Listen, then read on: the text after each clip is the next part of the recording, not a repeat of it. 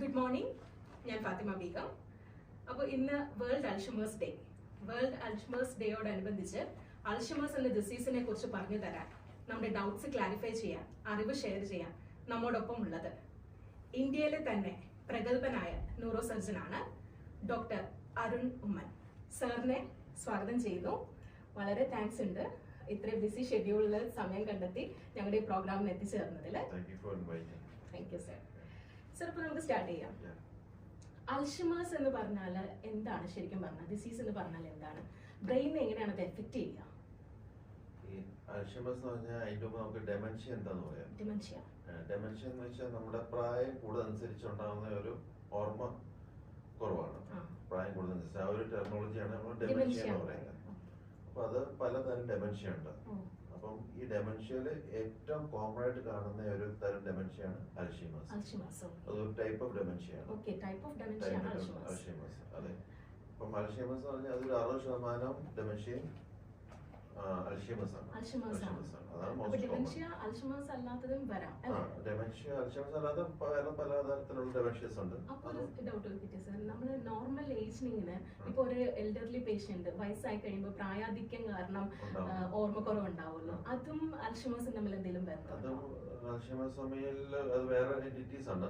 ഈ പ്രായം കൂടുന്നതനുസരിച്ചുള്ള സാധാരണ രീതിയിലുള്ള വളരെ സ്ലോ ആയിട്ടുള്ള മെമ്മറി ലോസ് എന്ന് വെച്ചാൽ അതിന് സെനൈൽ ഡെമൻഷ്യ എന്ന് പറയുന്നത്. അത് പ്രായം കൂടുന്നതനുസരിച്ച് വരുന്നത്. അൽഷിമേഴ്സ് ഒരു വേറൊരു എൻറ്റിറ്റിയാണ്. അതെ, അതൊരു അസുഖം തന്നെയാണ്. ഡെമൻഷ്യ ഗ്രൂപ്പിൽ പെടുന്ന ഒരു അസുഖം തന്നെയാണ് അൽഷിമേഴ്സ്. അതെ. അപ്പൊ ഒരു ന്യൂറോ സർജൻ അല്ലേ സർ? അപ്പൊ ഞാൻ ചോദിക്കുകയാണ്, ബ്രെയിനിൽ എന്തൊക്കെ ചേഞ്ചസ് ആണ് അൽഷിമേഴ്സ് കാരണം ഉണ്ടാവുന്നത്? ഈ അൽഷിമേഴ്സ് എന്ന് വെച്ച് കഴിഞ്ഞാല് ബേസിക്കലി നമ്മുടെ ന്യൂറോൺസിന് ഡാമേജ് പ്രോഗ്രസീവ് ഏജ് കൂടുന്നതനുസരിച്ച് ഒരു 60 വയസ്സിന് ശേഷമാണ്. ഒരു 50 വയസ്സ് 60 വയസ്സൊക്കെ ആകുമ്പോഴാണ് യൂഷ്വലി അത് സ്റ്റാർട്ട് ചെയ്യുന്നത്. More than 95% of cases. ചില ആൾക്കാർക്ക് ബിഫോർ അതിപ്പോ ഞാൻ ആലോചിച്ചത് തന്മാത്രയില് മോഹൻലാലിന് ഈ അൽഷിമേഴ്സ് വരുന്നത് പറയുന്നത് ഒരു ഏർലി 40-45-ലാണ്. അത് അങ്ങനത്തെ ഡെമൻഷ്യ ഏർലി വരുന്ന ഡെമൻഷ്യയാണ്. അത് മറ്റൊരു ടൈപ്പാണ്.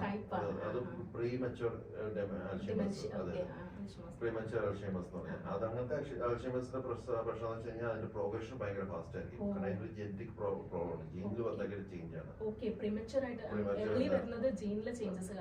ചേഞ്ചുമാണ്. അത് വളരെ കുറച്ചുകൂടി കോംപ്ലിക്കേറ്റഡ് ആണ്. പെട്ടെന്ന് ഫാസ്റ്റ് ആയിട്ട് പ്രോഗ്രസ് ചെയ്യും, പെട്ടെന്ന് പേഷ്യന്റ് സക്കം ചെയ്യും. അതാണ് അതിന്റെ രീതി. അതാണ് ആ ഫിലിമിൽ കാണിക്കുന്നത്. സർ, ലൈഫ് സ്റ്റൈലിന് എന്തെങ്കിലും റോൾ ഉണ്ടോ അൽഷിമേഴ്സ് ഡെവലപ്പ് ചെയ്യാനായിട്ട്? അൽഷിമേഴ്സിന് ലൈഫ് സ്റ്റൈലിന് റോൾ എന്ന് വെച്ചാൽ അതിന്റെ മെയിൻ ഫാക്ടർ എപ്പോഴും നമ്മുടെ ജീനിൽ വരുന്ന ചേഞ്ച് ആണ്. 70% ഓഫ് റീസൺ ജീനിലെ ചേഞ്ചസ് ആണ് അൽഷിമേഴ്സ് വരുന്നത്. അത് നമ്മുടെ ഫാമിലിയിലും കാണാം. അപ്പം ഞാൻ വിചാരിച്ചു ഇതൊരു മിസ്കൺസെപ്ഷൻ ആയിരിക്കും, നമ്മുടെ ഹെറിഡിറ്ററി ആയിട്ട് അങ്ങനെ കേൾക്കാറുണ്ടല്ലോ. പേരൻസ് വന്നത് നമുക്ക് വരണം നിർബന്ധമില്ല, പക്ഷേ കൂടുതലാണ്. ജീനിൽ വരുന്ന ചേഞ്ചസ് ആണ്. 70% ജനറ്റിക് ജീനിൽ വരുന്ന ചേഞ്ചസ് ആണ്. പിന്നത്തെ കോമൺ ഫാക്ടേഴ്സ് നമ്മുടെ എൻവയറൺമെന്റ് ഫാക്ടേഴ്സ് ഉണ്ട്, നമ്മുടെ ലൈഫ് സ്റ്റൈലുണ്ട്. 30% ഇതെല്ലാം ഇൻക്ലൂഡ് ചെയ്യും. പിന്നെ എൻവയറൺമെന്റ് ഫാക്ടേഴ്സ് എന്ന് വെച്ചാൽ നമ്മൾ വളർന്നു വന്ന സാഹചര്യം, അതായത് നമ്മളൊരു ഭയങ്കര ഒരു സ്റ്റിമുലേറ്റിംഗ് എൻവയറൺമെന്റ്, അതായത് ഒരുപാട് സ്റ്റിമുലേറ്റിംഗ് എൻവയറൺമെന്റ് വെച്ച് കഴിഞ്ഞാൽ ബ്രെയിനിൽ എപ്പോഴും സ്റ്റിമുലേറ്റ് ചെയ്യുന്ന ഒരു വർക്ക് ചെയ്യുന്ന ഒരു ആൾക്കാർക്ക് അൽഷിമേഴ്സ് ചാൻസ് കുറച്ച് കുറവായിരിക്കും. എന്ന് വെച്ചാൽ എപ്പോഴും ബ്രെയിൻ വർക്ക് ചെയ്യണം. സോഷ്യലൈസ് ചെയ്യുന്ന ആൾക്കാർ, ഇന്ററാക്ട് ചെയ്യുന്ന ആൾക്കാർ, ഇൻട്രോവേർട്ട് ആൾക്കാർക്ക്, അധികം സംസാരിക്കുന്ന ഒരുപാട് ബ്രെയിൻ അധികം യൂസ് ചെയ്യാത്ത ആൾക്കാർക്കൊക്കെ ഈ ജനറ്റിക് ടെൻഡൻസി ഉണ്ടെങ്കിൽ അതിന്റെ പ്രോഗ്രഷൻ കുറച്ചുകൂടി ഫാസ്റ്റ്. പുതിയ അറിവാണ് sir, thank you so much. Basically ഒരു ഒരുപാട് സോഷ്യലൈസ് ചെയ്യുന്നു, ഒരുപാട് ബ്രെയിൻ ആക്ടിവിറ്റി, ഒരുപാട് കാര്യങ്ങൾ ചെയ്യുന്നു. അതുകൊണ്ടാണ് നമ്മൾ എപ്പോഴും സാറിന് എപ്പോഴും ഈ റിട്ടയർമെന്റ് ഏജ് കഴിഞ്ഞാല് പല ആൾക്കാരും അവര് പിന്നെ ഒന്നും ചെയ്യില്ല എന്നുള്ള രീതിയിൽ വളരെ സെക്യൂർഡ് ആയിട്ട് ഇങ്ങനെ ചെയ്യും. പക്ഷെ ചില ആൾക്കാർ സർട്ടൻ ഏജ് കഴിഞ്ഞാലും ഭയങ്കര ആക്റ്റീവ് ആണ്. സോഷ്യൽ ആക്ടിവിറ്റീസും പള്ളിയിലോ എവിടെയെങ്കിലും എന്തെങ്കിലും എക്സ്ട്രാ ജോബ് ഒക്കെ ചെയ്യും. ഇവർ രണ്ടുപേരും കമ്പയർ ചെയ്യണമെങ്കിൽ ഈ വളരെ വീട്ടിലൊന്നും ചെയ്യാതിരിക്കുന്ന ആൾക്കാർക്ക് അൽഷിമേഴ്സ് ടെൻഡൻസി ഉണ്ടെങ്കിൽ അതിന്റെ പ്രോഗ്രഷനും കുറച്ചുകൂടി ഫാസ്റ്റ് ആയിരിക്കും. കാരണം അവർ ബ്രെയിൻ യൂസ് ചെയ്യുന്നില്ല. അപ്പൊ പത്തോളം പ്രോസസ് പെട്ടെന്ന് അവരെ ഓവർകം ചെയ്യും. അപ്പം ഇപ്പോൾ നമ്മൾ ആ ഒരു ബ്രെയിനിൽ ആക്റ്റീവ് ആയിട്ട് വെക്കണം എന്നുള്ളത് ഒരു ഇമ്പോർട്ടന്റ് കാര്യമാണ്. പിന്നെ മറ്റേ റിസ്ക് ഫാക്ടേഴ്സ് എന്ന് വെച്ചാൽ നമ്മുടെ ഈ സ്ട്രെസ് ഒരു ഫാക്ടറാണ്, സ്ലീപ്പ് ഡിപ്രേഷൻ ഒരു ഫാക്ടറാണ്, ഇൻഫ്ലമേഷൻ ഒക്കെ ഉണ്ടാവാനായിട്ട് സ്ട്രെസ് ഒരു ഫാക്ടറാണ്. ന്യൂറോ ഇൻഫ്ലമേഷൻ നർവ്സിനെ ഡാമേജിങ്, അപ്പം ഇതിന്റെ കൂടുതൽ ഡാമേജ് ഉണ്ടാകും. പിന്നെ സ്ലീപ്പ് ഡിപ്രേഷൻ ഒരു മേജർ ഫാക്ടർ. ഇപ്പോഴത്തെ ജനറേഷന് എല്ലാം ഉള്ളതാണ് sleep depression. Improper diet, improper diet, obesity, പിന്നെ സ്മോക്കിംഗ് ഒരു മേജർ റിസ്ക് ഫാക്ടറാണ്.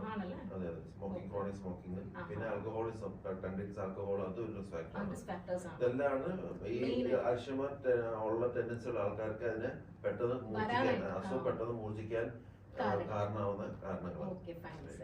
സർ, ഇപ്പൊ നമ്മുടെ ഫാമിലിയിൽ ഒരു വ്യക്തിക്ക് അൾഷിമേഴ്സ് ഉണ്ടെങ്കിൽ ഏർലി ഡയഗ്നോസ് ചെയ്യാൻ പറ്റുമോ? ഇതിന്റെ ഫസ്റ്റ് സിംറ്റം എന്ന് പറഞ്ഞു കഴിഞ്ഞാൽ ഷോർട്ട് ടേം മെമ്മറി ലോസ്. അതായത് നമ്മള് അടുത്ത കാലത്തേക്കുള്ള കാര്യങ്ങളൊക്കെ നമ്മുടെ വർക്കിംഗ് മെമ്മറിയൊക്കെ അഫക്ട് ചെയ്യുന്നു. പഴയ കാര്യങ്ങൾ കൂടുതലും സംസാരിക്കും. അപ്പം നമ്മൾ അടുത്ത കാര്യങ്ങളൊക്കെ നമ്മൾ പെട്ടെന്ന് മറക്കാൻ തുടങ്ങും. നമ്മൾ ഒരാളെ പരിചയപ്പെട്ട ആളുടെ പേര് മറന്നു പോകുന്നു, ഒരു കീ വെച്ചാൽ അത് മറക്കുന്നു. നമ്മുടെ വർക്കിംഗ് ഇതൊക്കെ എപ്പോഴും സാധനങ്ങൾ വെക്കുന്നത് മിസ്പ്ലേസ് ചെയ്യുന്നു. അതൊക്കെയാണ് ഷോർട്ട് ടേം അതാണ് ഫസ്റ്റ് സിംറ്റം. പിന്നെ അത് പ്രോഗ്രസ് ചെയ്യുന്നതനുസരിച്ച് അവരുടെ ബിഹേവിയർ ചേഞ്ചസ് വരും. അത് ഭയങ്കര പെട്ടെന്ന് ദേഷ്യപ്പെടുന്നു, അല്ലെങ്കിൽ പെട്ടെന്ന് എമോഷണൽ ആവുന്നു. പിന്നെ ഈ നമ്മുടെ ഈ സംസാരത്തിലൊക്കെ സംസാരിക്കുന്ന രീതിയിൽ നമ്മുടെ സ്ഫുടതയൊക്കെ നഷ്ടപ്പെടാൻ തുടങ്ങും. പിന്നെ അങ്ങനെ ആ രീതിയിൽ പ്രോഗ്രസ്, ഇമോഷണൽ എന്താ സോഷ്യൽ ഇൻഹിബിഷൻ നഷ്ടപ്പെടുന്നു. അടുത്തത് സോഷ്യൽ ഇൻഹിബിഷൻ എന്ന് വെച്ചാൽ ഒരു സ്ഥലത്തെ ഓരോരുത്തരുടെ എങ്ങനെ ഇപ്പം സൊസൈറ്റിയിൽ ഇൻവോൾവ് ചെയ്ത ആളാണെങ്കിൽ പെട്ടെന്നൊന്ന് പിൻവലിയുന്ന ഒരു സോഷ്യൽ ബിഹേവിയറിലൊക്കെ ചേഞ്ച്. അതായത് ഓരോരുത്തരും നമ്മളിപ്പോ നമ്മുടെ കൊളീഗ്സിനോട്, നമ്മുടെ ഫ്രണ്ട്സിനോട്, നമ്മുടെ സ്പൗസിനോട്, മക്കളോട് എല്ലാവരും ഒരു പ്രത്യേക രീതിയിലാണ് പെരുമാറുന്നത്. അപ്പൊ ഈ ബിഹേവിയർ സോഷ്യൽ ഇൻഹിബിഷൻ. അതെ, എന്നിട്ട് വേറെ ആവശ്യമില്ലാത്തതൊക്കെ വെറുതെ ദേഷ്യപ്പെടുന്നു. നമ്മളൊരു മീറ്റിംഗ് ഇരിക്കുമ്പോൾ അവിടെ നിന്ന് വെറുതെ തമാശയൊക്കെ അങ്ങനത്തെ ഒരു സോഷ്യൽ ഇൻഹിബിഷൻസ് ഒക്കെ നഷ്ടപ്പെടുന്നു. പെരുമാറ്റത്തിലൊക്കെ ഒരുപാട് വ്യത്യാസം വരുന്നു. ഇതൊക്കെയാണ് ഇനീഷ്യൽ സൈൻസ്. പിന്നെ കുറച്ച് കഴിയുമ്പോഴേക്കും അവരുടെ ആ ഒരു നടത്തലൊക്കെ ഇംബാലൻസ് വരുന്നു, സ്ലോനെസ് വരുന്നു, അങ്ങനെ പിന്നെ പല സ്പീച്ച് വരുന്നു. പിന്നെ അവർക്ക് ഇതൊന്നും പഴയ കാര്യങ്ങളൊക്കെ കൂടുതൽ സംസാരിക്കുന്നത്. പണ്ട് ഞാൻ അങ്ങനെ ചെയ്ത എപ്പോഴും പഴയ കാര്യങ്ങളാണ് കൂടുതൽ സംസാരിക്കുന്നത്. പിന്നെ അത് മാത്രമല്ല പറഞ്ഞ കാര്യം തന്നെ പിന്നെ റിപ്പീറ്റ് ചെയ്തു. കുറച്ച് പ്രായമായിട്ടുള്ള ഞങ്ങളിപ്പം ശുശ്രൂഷ ഹോം ഹെൽത്ത് കെയറിൽ പ്രായമായിട്ടുള്ളവരാണ് നമ്മൾ കൂടുതലും നോക്കുന്നത്. അപ്പം അവരുമായിട്ട് നമ്മൾ ഇത് ചെയ്യുമ്പോൾ ഇടപഴകുമ്പോൾ കൂടുതലും കണ്ടുവന്നിരിക്കുന്ന ഇതാണ് സാർ. അവർ പഴയ കാര്യങ്ങൾ ഭയങ്കര നല്ല രീതിയിൽ പറയും. ഹോസ്പിറ്റലൊക്കെ അവര് സിംറ്റം പറയും, പിന്നെയും പറഞ്ഞുകൊണ്ടേയിരിക്കും. കുഴപ്പമില്ല എന്ന് പറഞ്ഞാൽ അവർ പിന്നെയും പറഞ്ഞുകൊണ്ടിരിക്കും. അതാ ഷോർട്ട് ടേം മെമ്മറി രജിസ്റ്റർ ആവുന്നതിന്റെ കുഴപ്പമാണ്. അതൊരിക്കലും അവരുടെ കുറ്റമല്ല നമ്മൾ മനസ്സിലാക്കുന്നത്. റിപ്പീറ്റ് ചെയ്തുകൊണ്ടിരിക്കും.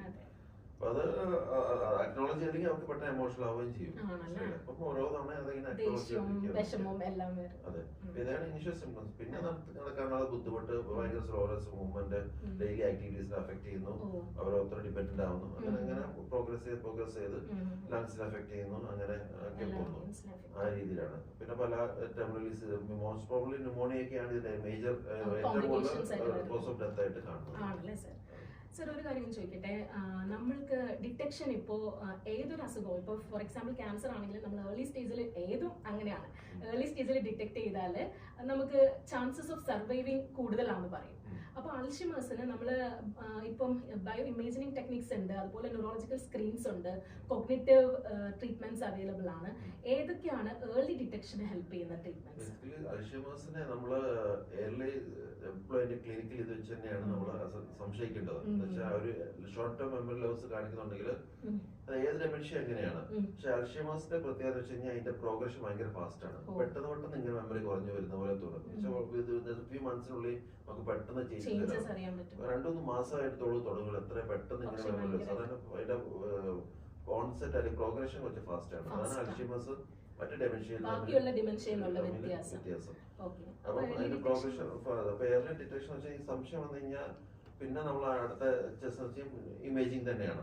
MRI സ്കാൻ എടുത്ത് അതിന്റെ സ്പെസിഫിക് പ്രോട്ടോകോൾസ് ഇല്ല. അൾഷിമേഴ്സ് പ്രോട്ടോകോളിൽ തന്നെ ചെയ്യുമ്പോഴേക്കും ബ്രെയിനിൽ കുറെ ചേഞ്ചസ് ഒക്കെ നമുക്ക് കാണും. നമുക്ക് അറിയാം ഇതൊരു അൾഷിമേഴ്സിന്റെ ഇതാണെന്നുള്ളത്. അതാണ് ബീറ്റ അമലോയ്ഡ്സ് എന്ന് പറഞ്ഞ സംഭവമുണ്ട്. അതാണ് ബേസിക്കലി അത് ബയോപ്സി എടുത്താൽ കാണുന്നുള്ളൂ. അതാണ് 100% കൺഫർമേറ്ററി. വിചാരിച്ച് നമുക്ക് അതൊന്നും ചെയ്യാൻ പറ്റത്തില്ല. കാരണം പേഷ്യനോട് നിങ്ങൾക്ക് ഡയഗ്നോസ് ചെയ്യണമെങ്കിൽ ബയോപ്സി എടുക്കണമെന്ന് പറഞ്ഞാൽ യൂഷ്വലി അതിന് പ്രാക്ടിക്കലി ആവശ്യമില്ല.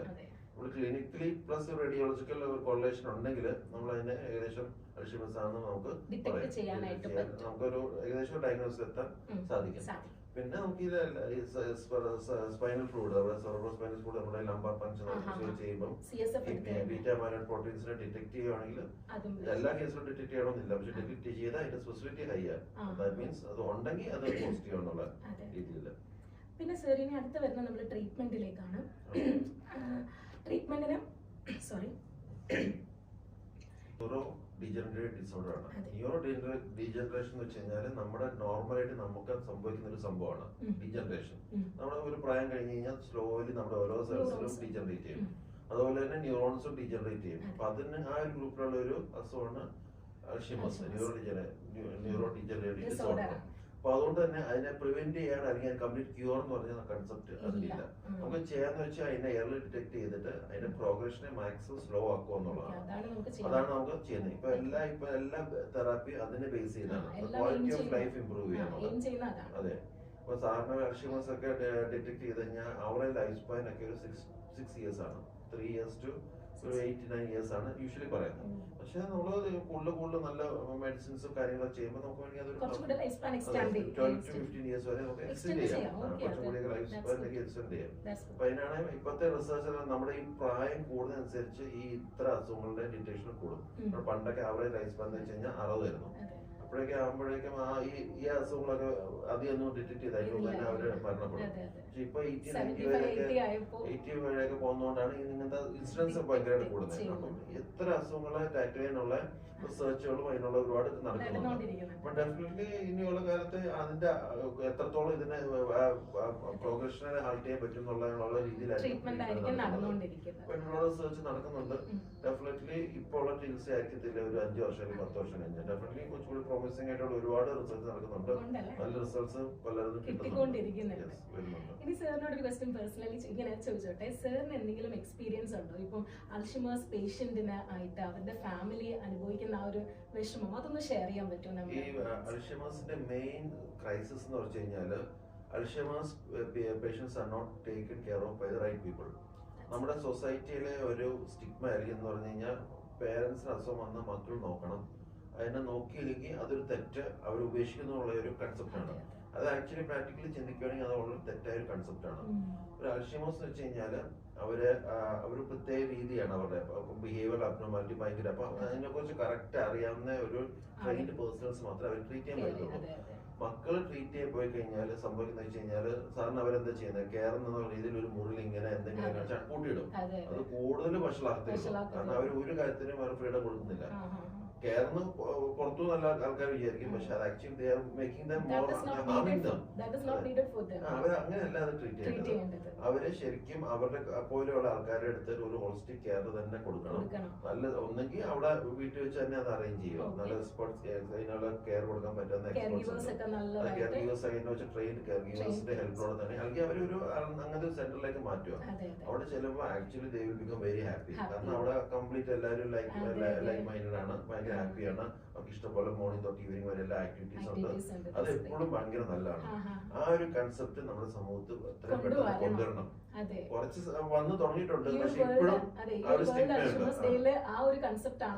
ടോക്ക് അബൌട്ട് ഡെമൻഷ്യ, അതാണ് ഈ വർഷത്തെ തീം. ടോക്ക് അബൌട്ട് ഡെമൻഷ്യ എന്ന് വെച്ച് കഴിഞ്ഞാൽ നമുക്കൊരു മെമ്മറി പ്രോബ്ലം ഉണ്ടെങ്കിൽ നമ്മൾ അതിനെ കുറിച്ച് സംസാരിച്ച് മനസ്സിലാക്കി അതിനുള്ള പരിഹാരം കാണണം. അത് നമ്മളെ മക്കളെ മാത്രമേ നോക്കാൻ പാടുള്ളൂ, അത് നോക്കിയില്ലെങ്കിൽ അത് തെറ്റാണെന്ന് പറഞ്ഞ് ഇതിൽ നിന്ന് കഴിഞ്ഞാൽ മക്കൾക്ക് എന്ത് ചെയ്യാൻ പറ്റും? അവർ നോക്കണമെങ്കിൽ അവർ അവരുടെ ജോലി കോംപ്രമൈസ് ചെയ്യും. മിക്കവാറും ആ ഹസ്ബൻഡ് അല്ലെങ്കിൽ വൈഫ് ആരെങ്കിലും ജോലിയിൽ ആ ഒരു ഫ്രസ്ട്രേഷൻ ഇവര് റിയാക്ട് ചെയ്യും, അത് അവർ അങ്ങോട്ട് റിയാക്ട് ചെയ്യും. അത് സിറ്റുവേഷൻസ് ഒക്കെ വളരെ മോശമാക്കും. അത് ആക്ച്വലി തെറ്റായ രീതിയാണ്. That is not the right way to do it. നമ്മൾ എപ്പോഴും അത് കറക്റ്റ് ആയിട്ടുള്ള ഒരു ഹോളിസ്റ്റിക് കെയർ കൊടുക്കാവുന്ന ഒരു സെന്ററിലേക്ക് മാറ്റി അവർ കറക്റ്റ് കെയർ കൊടുത്താൽ they will become very happy. നമുക്ക് എപ്പോ വേണമെങ്കിലും അവരെ പോയി കാണാം, എപ്പോ വേണമെങ്കിലും അവരുടെ കുറച്ച് ടൈം സ്പെൻഡ് ചെയ്യാം. പക്ഷെ ദേ വിൽ ബി ഹാപ്പി. അവർ നമ്മളെ കാണും. അവർക്ക് വേണമെങ്കിൽ ഇടയ്ക്ക് കുറച്ച് നേരം വീട്ടിലേക്ക് കൊണ്ടുവരാം, പിന്നെ അവിടെ കൊണ്ടുപോകാം. ബേസിക്കലി അവർക്ക് എപ്പോഴും ഒരു റിസോർട്ടിൽ ഇങ്ങനെ ഒരു എൻജോയ് ചെയ്യുന്ന പോലെ ഇഷ്ടംപോലെ ആക്ടിവിറ്റീസ്.